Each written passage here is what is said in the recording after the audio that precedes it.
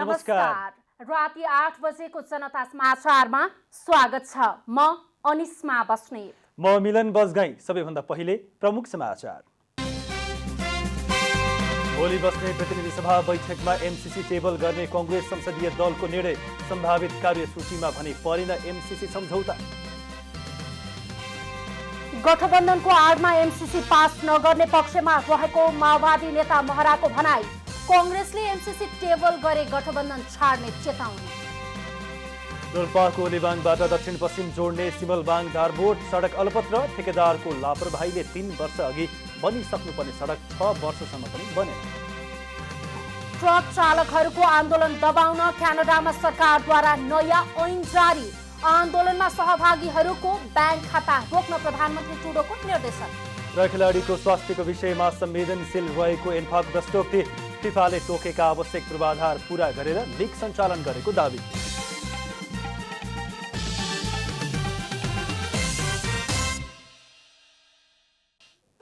अब पूरा समाचार।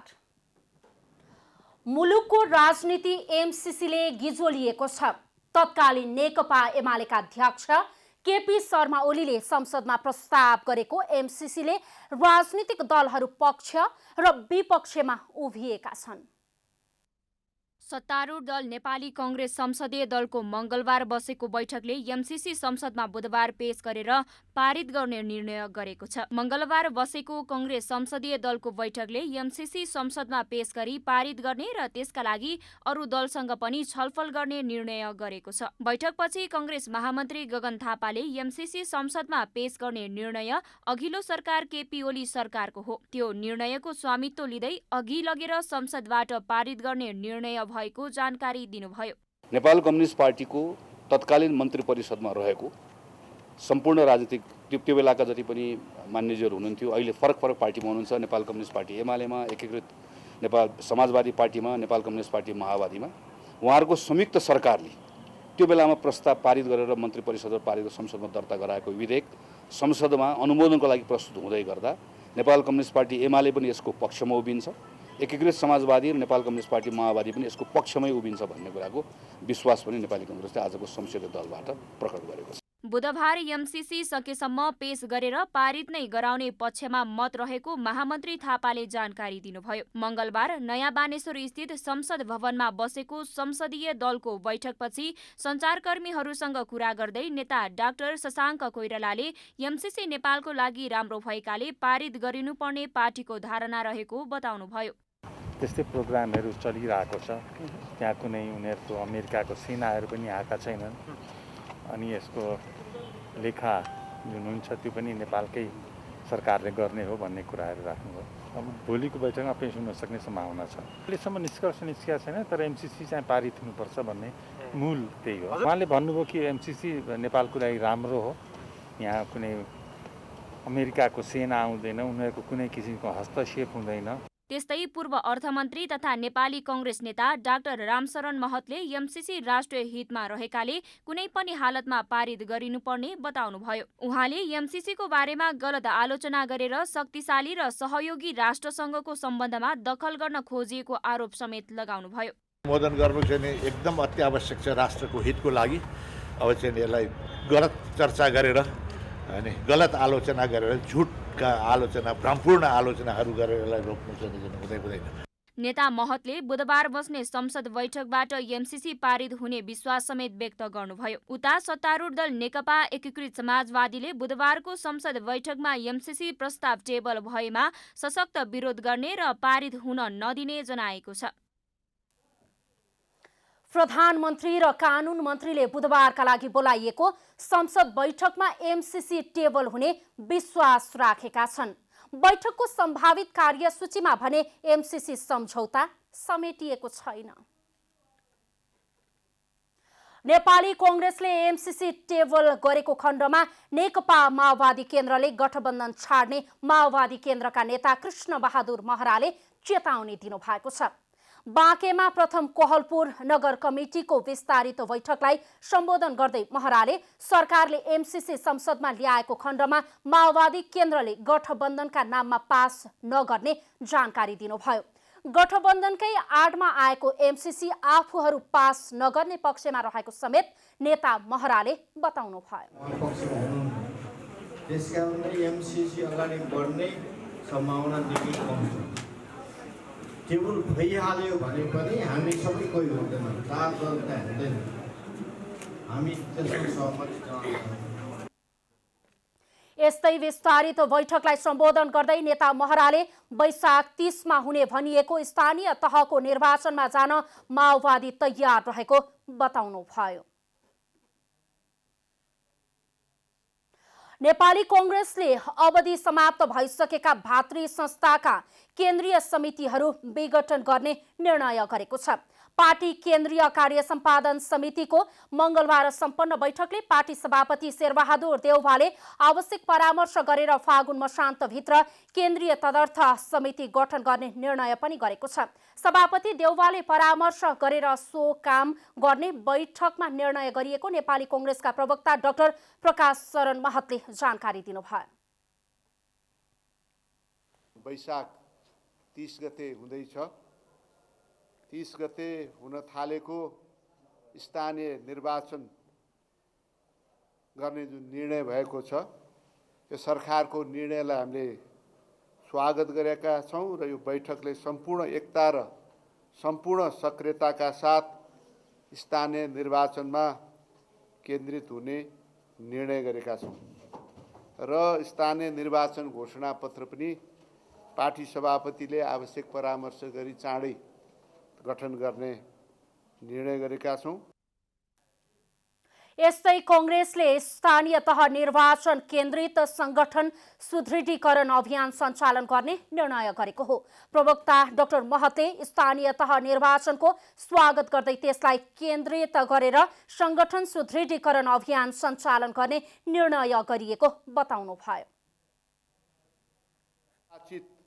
या मनोनीत भातृ या शुभेच्छुक संस्थाका सभापति, पदाधिकारी या सदस्यहरूको पद नेपाली कांग्रेसको विधानको धारा 42(1) अनुसार स्वतः रिक्त भएको हुँदा ती पदहरूमा पदपूर्ति गर्ने निर्णय यो बैठकले गरेका छ। केन्द्रको हकमा केन्द्रीय सभापतिले आवश्यक परामर्श गरी यथाशीघ्र पदपूर्ति गर्ने निर्णय गरेको छ। अन्य तहको रिक्त पदहरूमा सम्बन्धित केन्द्रीय भातृ संगठनहरूले सम्बन्धित जिल्लाको सभापतिहरूसँग छलफल गरेर त्यो पदपूर्ति गर्ने काम हुनेछ। कांग्रेस केन्द्रीय कार्य सम्पादन समितिले एमसीसी सम्झौतालाई अनुमोदनका लागि संसदमा तत्काल टेबल गर्न पनि पार्टी नेतृत्वको सरकारलाई आग्रह गरेको छ।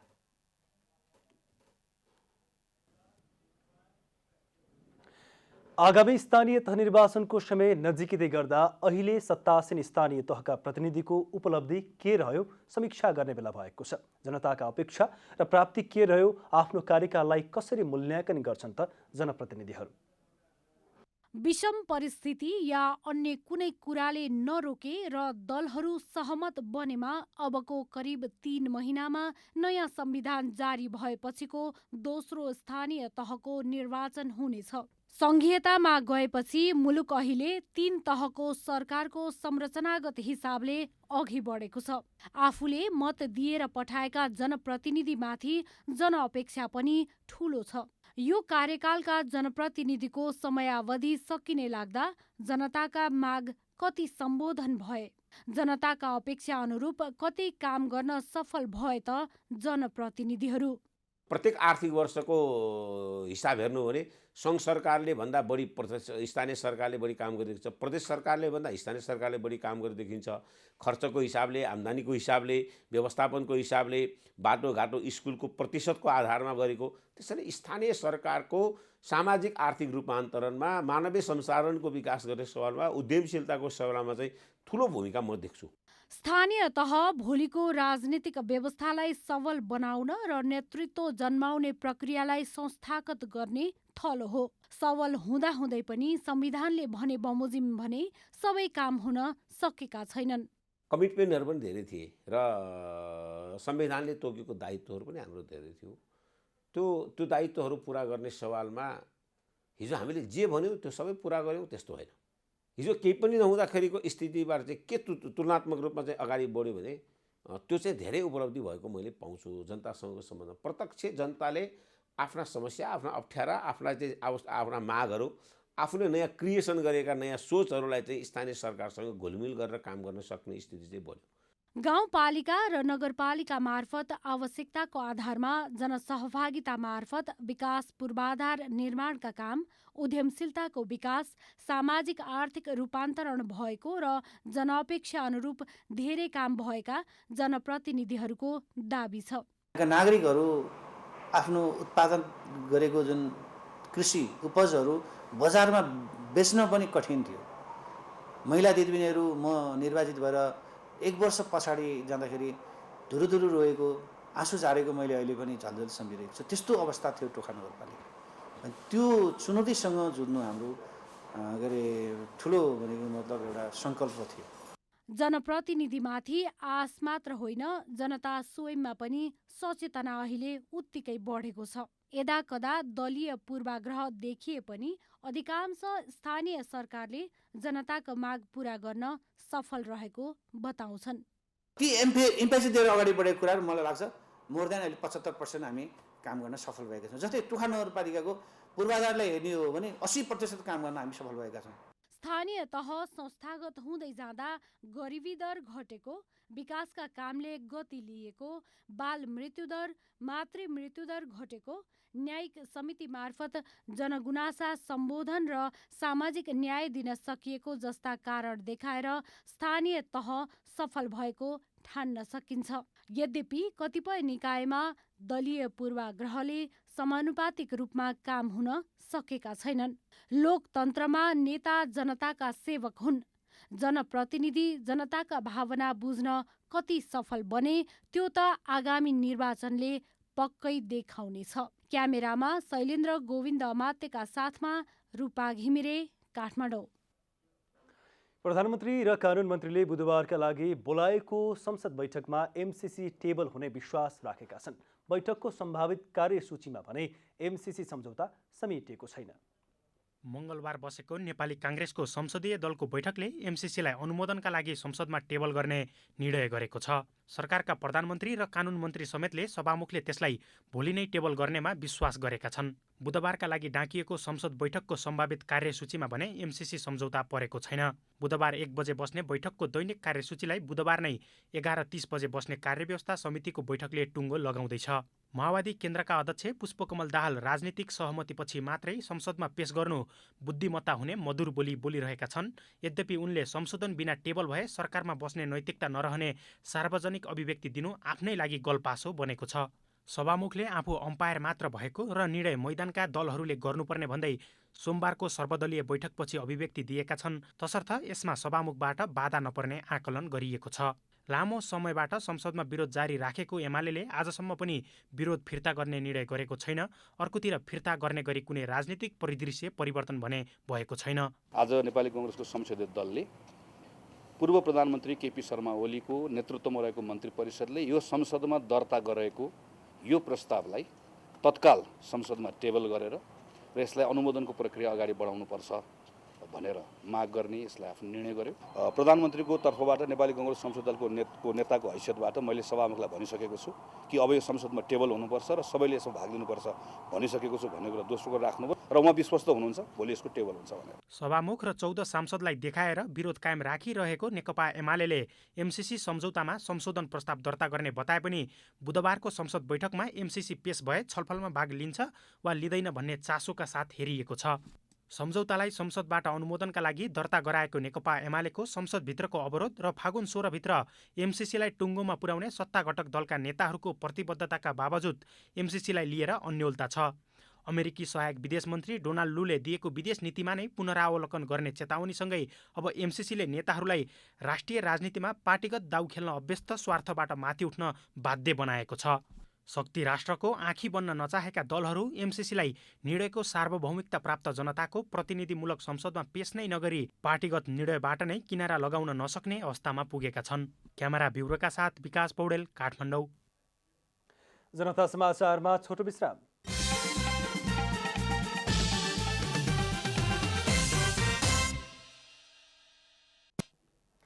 जनता समाचारमा अब थप समाचार। रोल्पा सदरमुकाम लिगवाङबाट दक्षिण तथा पश्चिम जोड्न महत्त्वपूर्ण मानिएको सिमलवाङ दारबोट सडक अलपत्र परेको छ। ठेकेदारको लापरवाहीका कारण 3 वर्ष अघि बनिसक्नुपर्ने सडक 6 वर्षसम्म पनि बन्न सकेको छैन। ठेकेदारको लापरवाहीका कारण रोल्पाको सिमलबाङ दारबोट सडक कालेपत्र अलपत्र परेको छ। आर्थिक वर्ष 2073-74मा आशिष श्री जयन्ती निर्माण कम्पनीले 3 वर्षमा निर्माण सम्पन्न गरिसक्ने गरी जिम्मा पाए पनि 6 वर्ष बितिसक्दा समेत सडक कालेपत्र हुन सकेको छैन। करिब 17 किलोमिटर रहेको सडक कालेपत्र गर्न सरकारले निर्माण कम्पनीसँग करिब 20 करोडमा सम्झौता गरेको थियो, तर 6 वर्ष बितिसक्दा पनि सडक निर्माणको काम बेबारिसी रहेको छ। करिब 35% काम भएको भन्दै हालसम्म निर्माण कम्पनीले 9 करोड भुक्तानी लिइसकेको छ। 2 पटक म्याद थपिए पनि आगामी चैतमा फेरि म्याद सकिँदैछ, तर निर्माणको सुरसार छैन भने सडकको अवस्था पूर्ण रूपमा जीर्ण छ। निर्माण व्यवसायीले चाहिँ समयमै चाहिँ यो सम्झौता अनुरूप काम नगर्दाखेरि हामी यो कोटगाउँवासी लगायत यो जिल्लाका पश्चिमतिर सडक जोडिएको कारणले गर्दाखेरि सदरमुकामसम्म आउने टाढा टाढाका यात्रुहरू म जस्तै यात्रुहरू अनेक दुःख कष्टहरू झेलेर चाहिँ यो बाटो क्रस गरेर जानुपर्ने हुन्छ। सडक निर्माणका लागि सुरुमा ग्राभेल र नालाको काम गरिएको थियो। उक्त समयमा काम गरेका मजदुरहरूले ज्याला समेत नपाएको स्थानीयले बताएका छन्। यस कन्स्ट्रक्सन कम्पनीको मालिक चाहिँ खगेन्द्र बुढा मगर भन्ने सुनिन्छ। उहाँले नै आफ्नोबाट नै अर्को साइटमा पिटी दिएको र पिटीले ठेकदारहरूले काम गराउँदाखेरि चाहिँ हाम्रा यहीँका स्थानीय बासिन्दाहरू चाहिँ काम गर्दै जाने क्रममा चाहिँ पैसा नदिएको गुनासो छ। यसमा चाहिँ साँच्चै कि खगेन्द्र बुढा मगरले पैसा निकालेर पिटी ठेकदारलाई नदिनु भएको हो कि पिटी ठेकदारले चाहिँ काम गरे बापत लिएर चाहिँ खानु भएको हो। अब यो या त ठेकदारको कारणले या अरू कुन कारणले हो यो बिचमा चाहिँ रोकियो। रोकिसकेपछि कतिपय कामदारहरूले आफ्नो काम गरेको ज्याला समेत नपाएको अवस्थामा यो अहिले चाहिँ अल्पत्र अवस्थामा छ। निर्माण ठेक्का पाएको आशिष श्री जयन्ती निर्माण कम्पनीका सञ्चालक खगेन्द्र बुढाले आउँदो शुक्रबारबाट निर्माणको काम सुरु गर्ने बताएका छन्। मेसिनले गर्ने काम मात्र बाँकी रहेकाले सम्झौता मितिमै निर्माण सम्पन्न गर्ने बुढाको दाबी छ। यता लुम्बिनी प्रदेशका मुख्यमन्त्री कुलप्रसाद केसीले समयमै काम नसके कार्यवाही प्रक्रिया अगाडि बढाइने बताउनु भएको छ। सम्बन्धित टेन्डरको ठेकदार साहबलाई म के भन्छु भने सरकारी कारबाहीतिर आफ्नै गिरह जिल्लाको पनि हुनुहुन्छ अरे भन्ने सुन्छु। पार्ने अवस्था नआओस् मेरो कुरा। अब 2 महिना गनेर उहाँले गर्नुभयो भने अवसर छ, भएन भने अब त्यो कालो सूचीमा बस्नुपर्ने, अब त्यो प्रक्रिया तोड्नुपर्ने हुँदाखेरि त्यो दुध काट्ने काम नगर्दा हुन्छ। रोल्पाका प्रमुख जिल्ला अधिकारी नवराज सापकोटाले काम सम्पन्न गर्नुपर्ने अन्तिम म्याद चैतसम्म भएकाले त्यति बेलासम्म पर्खिने बताउनुभयो। प्रजीय सापकोटाले सडक डिभिजन कार्यालय प्युठानलाई पनि ठेकेदारलाई तत्काल काम गराउन निर्देशन दिएको जानकारी दिनुभयो। ठेकेदार खगेन्द्र बुढाले जिम्मा लिएको 50 शैय्याको रोल्पा अस्पताल भवन समेत अल्पत्र अवस्थामा छ। रोल्पाबाट नवीन लोचन मगरको रिपोर्ट। राष्ट्रिय सभाका अध्यक्ष गणेश प्रसाद तिमिल सिन्हाले नेपालमा विदेशी सहयोग ल्याउने कुरामा कडाई गरिनुपर्ने बताउनु भएको छ। मंगलबार राष्ट्रिय सभा अन्तर्गतको विधान व्यवस्थापन समितिको बैठकमा अध्यक्ष तिमिल सिन्हाले नेपालमा विदेशी सङ्घ संस्था तथा सरकारबाट लिने सहयोगमा कडाई गरिनुपर्ने बताउनु भएको हो। यद्यपि विदेशी सहयोग लिँदै लिन्न भनेर बढी क्रान्तिकारी हुनु नहुने पनि उहाँले बताउनुभयो। सहयोगको बहानामा हस्तक्षेप गर्ने र नेपालीलाई आफैले चलाउने प्रकारको सहयोग भने लिन नहुने भन्दै उहाँले यस्ता प्रकारका कुरामा पहिले नै स्पष्ट हुनुपर्ने उल्लेख गर्नुभयो। त्यसकारण त्यस्तै हिसाबले मात्रै सोचेर लिने हुन भन्नेतिर गएर बढी क्रान्तिकारी हुने नाममा चाहिँ आफैलाई भोलि सीमाले बाँधिने पनि हुनु हुँदैन। तर अरूको चाहिँ त्यही बहानामा हामीमाथिको हस्तक्षेप र अरू खाने चाहिँ हामीलाई उनीहरूले नै गाइड गरेर हाम्रो गोपनीयता पनि लाने, हामीलाई पुरै उनीहरूले चलाउने त हुनु हुँदैन। अध्यक्ष तिमिल सिन्हाले राष्ट्रिय सभाले पारित गरेर पठाएका विधेयकहरू प्रतिनिधि सभामा वर्षौंदेखि रोकिएर रहेको भन्दै असन्तुष्टि समेत व्यक्त गर्नुभयो। उहाँले प्रतिनिधि सभामा यसरी विधेयकहरू रोकिएको सम्बन्धमा सम्बन्धित मन्त्रालयले प्रतिनिधि सभालाई घचघच्याउनु पर्ने बताउनुभयो। अध्यक्ष तिमिल सिन्हाले राष्ट्रिय सभाबाट प्रतिनिधि सभामा गएको विधेयकलाई पनि 60 दिनको सीमा दिनुपर्ने बताउनुभयो। सभाले के गर्यो होइन, सम्बन्धित विधेयक प्रस्तुत गर्ने मन्त्रालय मन्त्री सचिव त्यहाँको निकायले के गर्यो, घचघच्याउनु पर्छ कि पर्दैन? नल्याएर हुन्छ किन चाहिँ पेश गरिरहने? यो एकदम गम्भीर प्रश्न हो। मैले त अब हाउसमा त गर्न मिलेन, त्यही भएर मैले भनेको छु यो मेरो निजी हिसाबको कुरा, यहाँहरू त छलफल गर्न सक्नुपर्ने ठाउँहरू हुन्छ। उहाँले आगामी 1 वर्ष चुनावी वर्ष हुने भएकाले प्रतिनिधि सभाले विधेयक पारित गर्न नसक्ने हो कि भन्ने आशंका व्यक्त गर्नुभयो। मध्य प्रदेशका मुख्यमन्त्री लालबाबु राउतले प्रदेश सरकारले समाज रूपान्तरणको अभियान मार्फत महत्त्वपूर्ण काम गरिरहेको बताउनु भएको छ। मंगलबार प्रदेश सरकार स्थापना भएको 4 वर्षको उपलब्धि सार्वजनिक गर्न आयोजना गरिएको पत्रकार सम्मेलनमा बोल्दै मुख्यमन्त्री राउतले प्रदेश सरकारले समाजमा रहेका विकृति विसङ्गतिहरूलाई अन्त्य गर्नका लागि सामाजिक रूपान्तरणको अभियान सञ्चालन गरिरहेको बताउनु भएको हो। उहाँले समाजमा पछि पारिएका महिला, दलित लगायतका उत्पीडितहरूलाई मूल प्रभावमा ल्याउनका लागि प्रदेश सरकारले काम गरेको बताउनु भयो। परेका समाजमा रहेका विभिन्न किसिमका विकृतिहरूलाई जबसम्म महिलालाई सशक्त बनाइदैन, दलितलाई मेन स्ट्रिममा ल्याइदैन, उत्पीडनमा रहेका समुदायहरूलाई जबसम्म हामी अगाडि ल्याएनौँ, निश्चित रूपमा यो समाजलाई रूपान्तरण गर्न सकिँदैन। उहाँले प्रदेश सरकार सम्हालेको पहिलो आर्थिक वर्षमै भारतीय प्रधानमन्त्री नरेन्द्र मोदीको सफल भ्रमण गराउनु र भारत उत्तर प्रदेशका मुख्यमन्त्री योगी आदित्यनाथको पनि भ्रमण गराउनु सरकारको उपलब्धि भएको उल्लेख गर्नुभयो। मुख्यमन्त्री राउतले विभिन्न मन्त्रालय मार्फत ल्याइएका नीति, कार्यक्रम र योजनाहरूलाई सरकारले क्रमशः कार्यान्वयन गर्दै लगेको बताउनु भयो। युवा तथा खेलकुद मन्त्री महेश्वर जङ गहतराजले खेलकुद क्षेत्रमा बजेट बढाउन पहल गरिदिन संसदीय समितिको ध्यान आकर्षण गराउनु भएको छ। मन्त्री गहतराजले खेलकुद क्षेत्रमा राज्यले गरेको लगानीको अवस्था दयनीय रहेको उल्लेख गर्दै त्यसलाई बढाउनका लागि पहल गरिदिन संघीय संसद प्रतिनिधि सभा अन्तर्गतको शिक्षा तथा स्वास्थ्य समितिको ध्यान आकर्षण गराउनु भएको हो। मंगलबार समितिको बैठकमा उहाँले खेलकुद क्षेत्र उत्पादनमूलक क्षेत्र भएको र त्यसमा लगानी बढाउनुपर्छ भन्ने मान्यता राज्यमा विकास गराउन पनि सम्बन्धित सबै पक्षले सहयोग गर्नुपर्ने बताउनुभयो। यो क्षेत्रमा गरिने लगानी भनेको अनुत्पादक होइन है भन्ने कुरा आज हामी खास गरी यो समितिले चासो दियो भने खेल क्षेत्रमा आगामी दिनका बजेटहरूमा लगानी वृद्धि हुने, राज्यको लगानी वृद्धि हुने र त्यसबाट राम्रो प्रतिफल प्राप्त हुने आधार तयार हुन सक्ला भन्ने मलाई लाग्दछ। बैठकमा मन्त्रालयका सचिव डाक्टर दामोदर रेग्मीले खेलकुद क्षेत्रको गतिविधिलाई चलायमान हुने गरी आवश्यक ऐनहरू संशोधनको कामलाई अघि बढाइएको जानकारी समितिलाई गराउनुभयो। परिषदबाट क्षमता विकासका कार्यक्रमहरू न्यासिक रूपमा गर्दै गइएको छ र युवा स्वरोजगार कोषबाट त्यो जुन निर्माण लगानी गर्ने प्रक्रियालाई पनि अगाडि बढायो। तर त्यहाँ पनि थोरै यो उपाध्यक्षमा अलिकता यो अल्पकालीन अन्तर्गत आदेश भएको हुनाले डिसिजन मेकिङ प्रोसेस अगाडि बढ्न सक्छ। हामीले अलिक तीव्र गतिमा बढाउनु पर्ने। सचिव रेग्मीले खेलाडीहरूको मनोबल बढाउन र युवाहरूलाई सशक्तिकरण गरेर राष्ट्र निर्माणमा लगाउने खालका काम बजेटको अभावमा प्रभावकारी हुन नसकेको बताउनुभयो। शिक्षा तथा स्वास्थ्य समितिले खेलकुदका कार्यक्रमहरूलाई तीव्र गतिमा अघि बढाउन सरकारलाई सुझाव दिएको छ। मंगलबार सिंहदरबारमा भएको समितिको बैठकले अन्तर्राष्ट्रिय स्तरमा नेपाललाई चिनाउनका लागि खेल क्षेत्र महत्त्वपूर्ण रहेको भन्दै खेलकुदका कार्यक्रमहरूलाई तीव्र गतिमा अघि बढाउन सरकारको ध्यान आकर्षण गराएको हो। शिक्षा तथा स्वास्थ्य समिति बैठकमा प्रमुख प्रतिपक्षी दल नेकपा एमालेका सांसद योगेश भट्टराईले खेलकुद मन्त्रालयको मध्यकालीन समीक्षा लज्जास्पद भएको बताउनुभयो। उहाँले मध्यकालसम्म आइपुग्दा समेत मन्त्रालयले 2% पनि पुँजीगत खर्च गर्न नसक्नु अयोग्यताको पराकाष्ठ भएको बताउनुभयो। उहाँले सरकारले समेत 14% भन्दा बढी पुँजीगत खर्च गर्न नसक्नु भनेको सरकारको अयोग्यताको प्रमाण रहेको बताउनुभयो। पुँजीगत खर्च 2% पनि पुगेको छैन, 2% को अगाडि छ। यो असाध्यै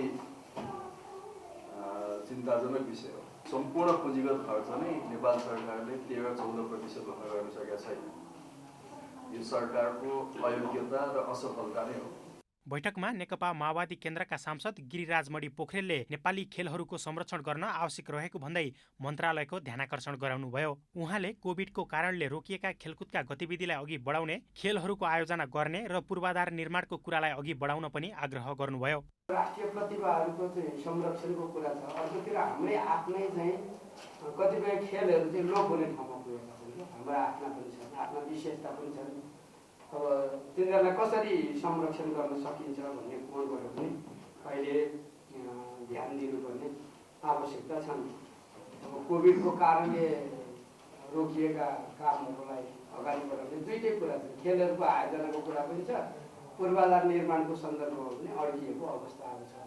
नेकपा एमालेकै सांसद खगराज अधिकारीले मन्त्रीहरूले अदालतले कामका लागि पठाएका कर्मचारीहरूलाई काम गर्न नदिएर थर्काउँदै बेइज्जती हुँदा शोभा नदिने बताउनुभयो। उहाँले संस्कृति, पर्यटन तथा नागरिक उड्डयन मन्त्री प्रेम आलेको अश्लील कुराकानीको प्रसङ्ग उठाउँदै मन्त्रीहरूले अनैतिक कर्म गरेर गाई जात्रा देखाउन नमिल्ने बताउनुभयो। अदालतले बाली गराएपछि स्कर्टमा गएर झगडा गर्नुहुन्छ र भिडियो भाइरल गराउनुहुन्छ।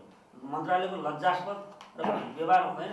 आज एउटा पर्यटन मन्त्रीको गाई जात्रै भिडियो भाइरल भएको छ। घिनलाग्दो, अनैतिक, शोभा नदिने त्यस्ता कुराहरू बोलेको चाहिँ भिडियो भाइरल भएको छ। त्यस्तै खालको लफडा गर्न जाने अदालतबाट परमादेशी सरकार पनि, अनि अदालतले एउटा सानो नियुक्ति गरेको कुरा चाहिँ मान्दिनँ भन्ने कुन मोरालिटी हुन्छ?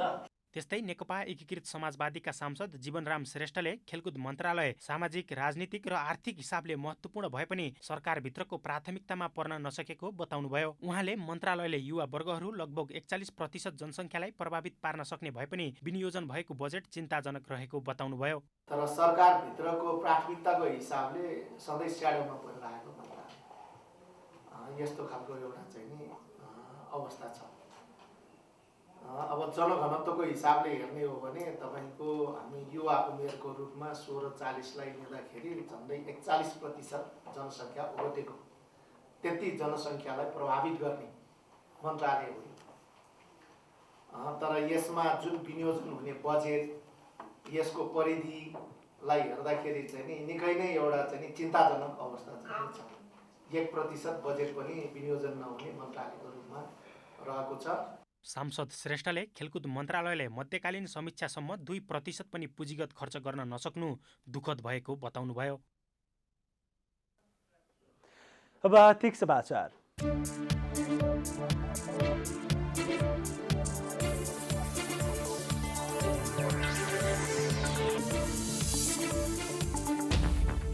सन्दर्भ ब्याजदरका कारण सहकारी संस्थाहरूको सम्पत्ति दायित्व व्यवस्थापन चुनौतीपूर्ण बन्दै गएको राष्ट्रिय सहकारी महासङ्घले जनाएको छ।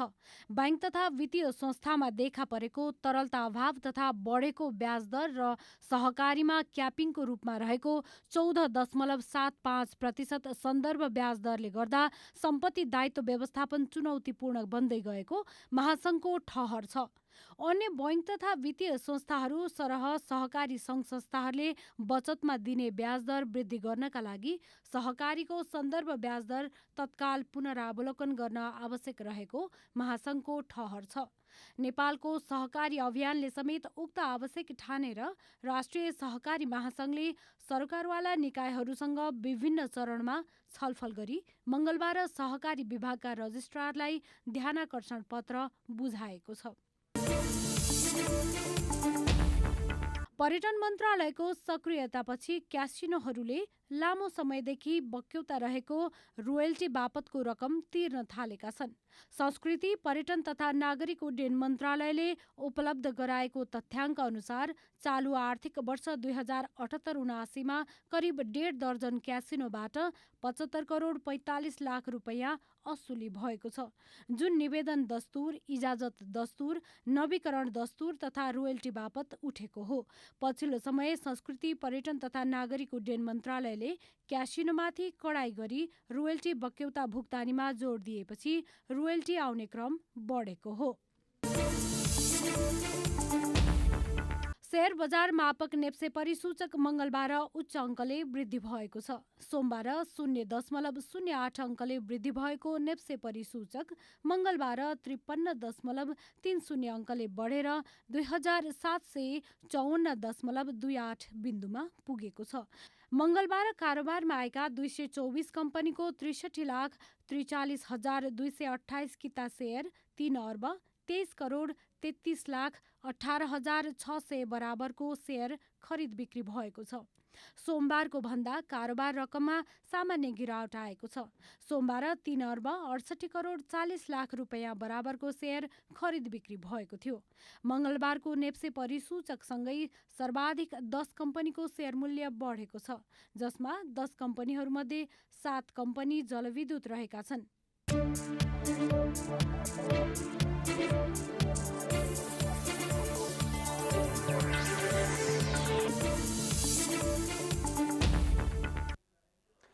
जनता समाचारमा अब छोटो विश्राम।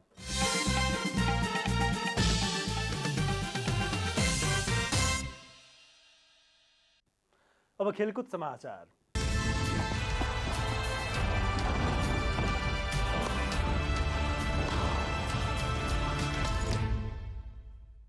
अखिल नेपाल फुटबल सङ्घ एन्फाले खेलाडीको स्वास्थ्यको विषयमा सधैँ संवेदनशील रहेको जनाएको छ। त्रिपुरेश्वर स्थित दशरथ रङ्गशालामा मङ्गलबार पत्रकार सम्मेलन गर्दै एन्फाले खेलाडीको विषय सङ्घले सधैँ महत्त्वमा राखेको जनाएको हो। शहीद स्मारक ए डिभिजन लिग अन्तर्गत च्यासल युथ क्लब विरुद्धको खेलमा मछिन्द्र फुटबल क्लबका मिडफिल्डर मनिष डाँगीले गम्भीर चोट बोकेपछि खेलाडीको स्वास्थ्यको विषयमा एन्फाले आफ्नो भनाइ राखेको हो। एन्फाका महासचिव इन्द्रमान तुलाधरले फिफा र एएफसीको गाइडलाइन अनुसारको सङ्घले मेडिकल टिम राखिएको बताउनुभयो। उहाँले मैदानमा 4 मेडिकल पर्सन सधैँ रहने गरेको जानकारी समेत गराउनुभयो। महासचिव तुलाधरले आफू मेडिकल टिममा विश्वस्त रहेको र उनीहरू मनिषको स्वास्थ्यको विषयमा सफल भएको समेत बताउनुभयो। तुलाधरले मनिष मैदानमा घाइते हुँदाको समय डाक्टर मैदानमा नरहेको विषयमा इसारासँग स्पष्टीकरण मागिएको समेत बताउनुभयो। यस्तै महासचिव तुलाधरले एन्फाको मेडिकल टिमका सबैले फिफा र एएफसीको कोर्स गरिसकेको बताउनुभयो। च्यासलका यानिक केचासँग जुझ्न पुग्दा मनिष खेलको 66औं मिनेटमा मैदानमै बेहोस भएर ढलेका थिए। प्राथमिक उपचारपछि मनिषलाई ब्लू क्रस अस्पताल भर्ना गरिएको थियो। मनिष मङ्गलबार अस्पतालबाट डिस्चार्ज भइसकेका छन्। शहीद स्मारक ए डिभिजन लिग फुटबलमा जावलाखेल युथ क्लब फ्रेन्ड्स क्लबसँग बराबरीमा रोकिएको छ। सातो बाटो स्थित एन्फा कम्प्लेक्समा मङ्गलबार भएको खेलमा जावलाखेल फ्रेन्ड्स क्लबसँग 3-3 गोलको बराबरीमा रोकिएको हो। जावलाखेलका लागि लोइक एन्जिमी कोहिमले 2 गोल गरे। यस्तै रूपबहादुर लामाले 1 गोल गरे। फ्रेन्ड्सका जमुल एन्थोनी फ्रान्सिओसले 2 गोल गरे। नाथनियल जुड ग्रासियाले 1 गोल गरे। बराबरीसँगै जावलाखेलले 11 खेलमा 10 अङ्क जोडेको छ। जावलाखेल 11औं स्थानमा रहेको छ भने 11 खेलमा 7 अङ्क जोड्दै फ्रेन्ड्स 12औं स्थानमा रहेको छ। यसैगरी ब्रिगेड बोइज र च्यासल युथ क्लबले बराबरी खेलेका छन्। मङ्गलबार भएको खेलमा ब्रिगेड र च्यासलले गोलरहित बराबरी खेल्दै अङ्क बाँडेका हुन्। त्रिपुरेश्वर स्थित दशरथ रङ्गशालामा पुछारका दुवै टोलीले फितलो खेल प्रदर्शन गरेको थियो। दोस्रो हाफमा दुवै टोलीको खेल गोलरहित सकियो। बराबरीसँगै ब्रिगेडले 11 खेलमा 7 अङ्क जोडेको छ। ब्रिगेड 13औं स्थानमा रहेको छ। च्यासलले 11 खेलमा 6 अङ्क जोडेको छ। च्यासल पुछारमा रहेको छ। अब मौसम समाचार।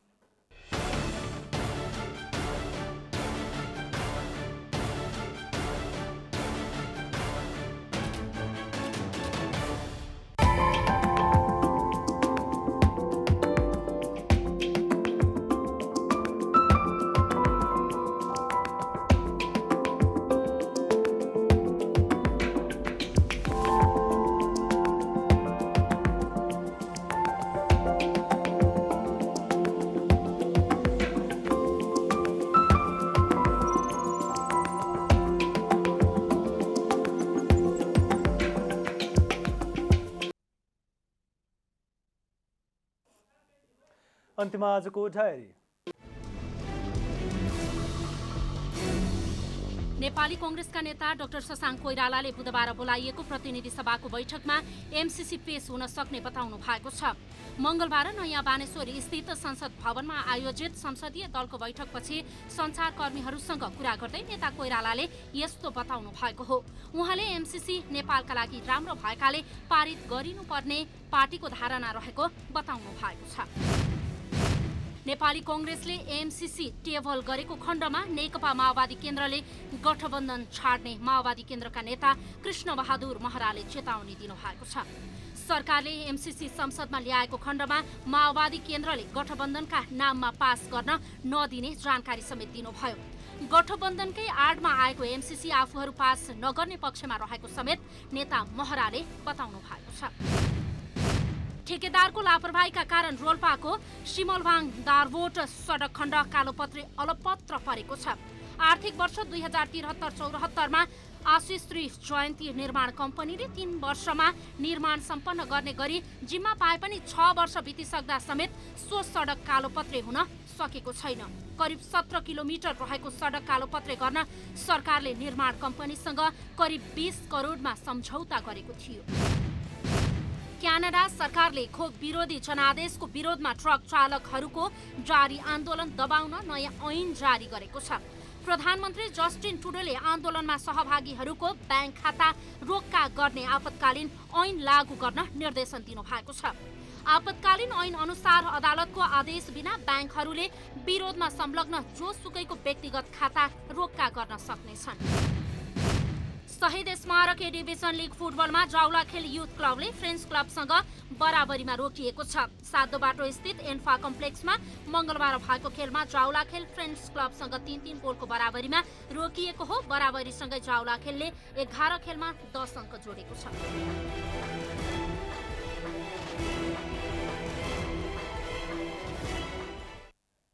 जनता समाचार अहिलेलाई यति नै।